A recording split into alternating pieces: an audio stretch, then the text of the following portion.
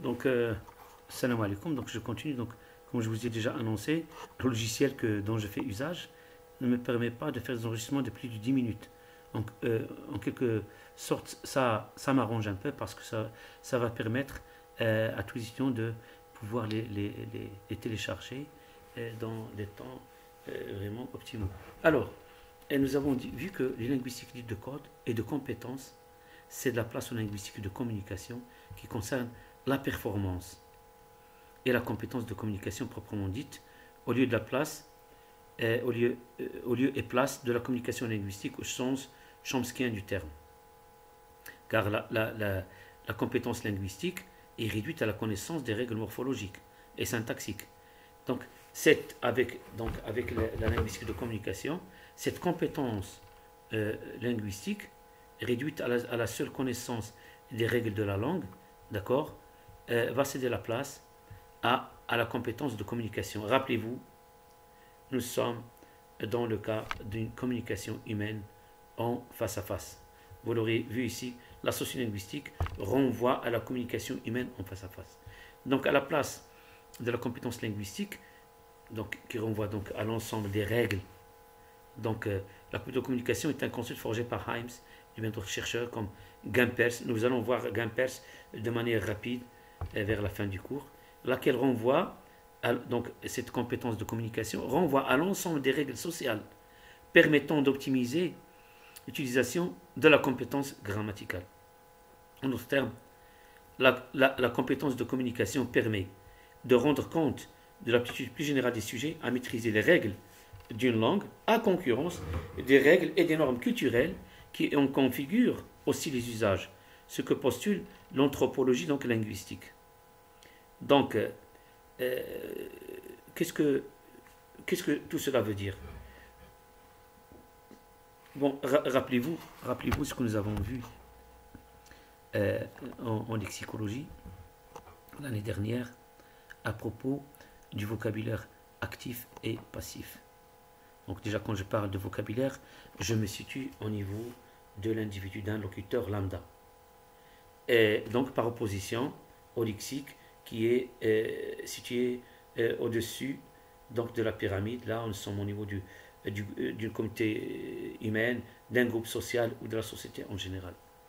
Donc, nous partageons tous des choses de manière générale, d'accord, et de façon plus ou moins implicite. Mais au niveau du vocabulaire, quand bien même vous seriez, donc, vous connaîtriez donc un mot, par exemple, un vocable, une unité lexicale, un lexème, une lexie, un signe linguistique, parfois vous n'allez pas l'activer. Donc, rappelez-vous, le vocabulaire actif, c'est un vocabulaire connu par le locuteur et donc connu et utilisé par le locuteur. Mais le vocabulaire passif, c'est un vocabulaire qui est connu par le locuteur ou la locutrice, mais dont il ne fait pas usage justement parce que cette passivité est gouvernée par des règles et des normes culturelles. Je vous donne un exemple, et je vous l'ai déjà donné l'année dernière. Bon, un exemple vraiment caractéristique. Nous pouvons dire, c'est-à-dire en arabe standard, ahira par exemple, prostituée en français, mais jamais en arabe dialectal. Du moins, dans mon foyer familial à moi et dans la plupart des vôtres. D'accord? Et donc, qu'est-ce qui m'autorise à activer un vocabulaire et à désactiver l'autre? Ce sont ces normes culturelles. Et que nous partageons tous de manière... On ne s'est jamais vu auparavant avec la plupart de mes étudiants, mais nous partageons tous les mêmes normes, nous partageons tous cette connaissance implicite que nous avons intériorisée de manière, comment dirais-je, de manière naturelle, d'accord, donc que nous avons intériorisé et donc qui gouverne notre usage de la langue. Là, c'est un exemple un peu caricatural, mais nous allons multiplier les ondes donc par la suite. Donc, pour pouvoir communiquer au sein d'une communauté humaine, il faudrait non seulement connaître c'est-à-dire faire preuve d'une bonne maîtrise donc des règles de la langue, de compétences linguistiques, mais il faut être conforté par une connaissance, par une communication, compétence de communication, donc qui renvoie à à l'ensemble, voilà, d'après Gimpers et les autres, à l'ensemble des règles sociales permettant d'optimiser l'utilisation de la compétence grammaticale. Il y a une erreur, s'il vous plaît, ici. Donc, Himes, c'est bien des chercheurs, comme Gimpers, laquelle renvoie à l'ensemble des règles sociales permettant d'optimiser l'utilisation, pas l'utiliser, de la compétence donc grammaticale. Sans cette compétence de communication, nous ne pouvons faire un bon usage des règles de la langue. Et d'ailleurs, vous aurez compris, je vais finir par cet exemple, que moi qui ai fait, qui rédigeait plus de 2500 pages au niveau de la linguistique française, j'ai vécu pendant plus de 21 ans en France, comme mes camarades et mes collègues français, se racontaient des anecdotes, des histoires entre eux. Dans 70% des cas, je n'arrivais pas à rire, ça ne me stimulait pas, parce que justement, j'ai une bonne connaissance parfois, mieux que c'est-à-dire que les franco-français, donc des règles linguistiques, de la communauté linguistique, mais je pêche par des lacunes caractérisées au niveau de la compétence culturelle. D'accord?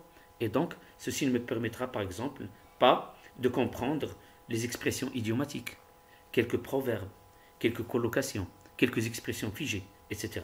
Donc, je finirai par ceci. Donc,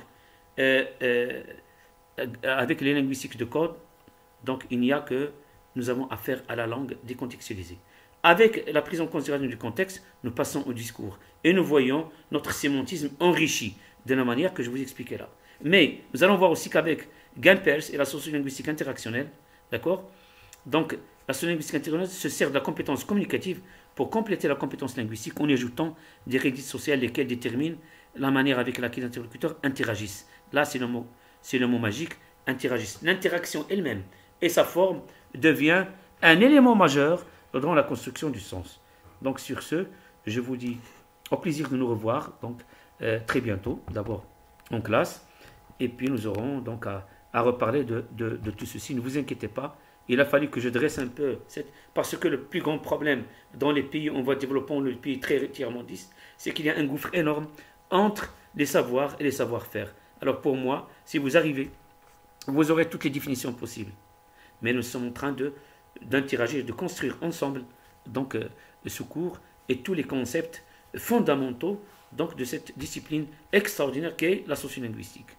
Et donc, je souhaiterais par la suite que il faudrait toujours se poser, c'est un leitmotiv la question, à quoi va me servir tout ceci? C'est la seule manière de procéder à un arrimage entre les disciplines, donc entre les savoirs et les savoir-faire. Donc, sur ce, je vous dis au revoir. Wassalamu alaikum wa rahmatullahi wa barakatuh.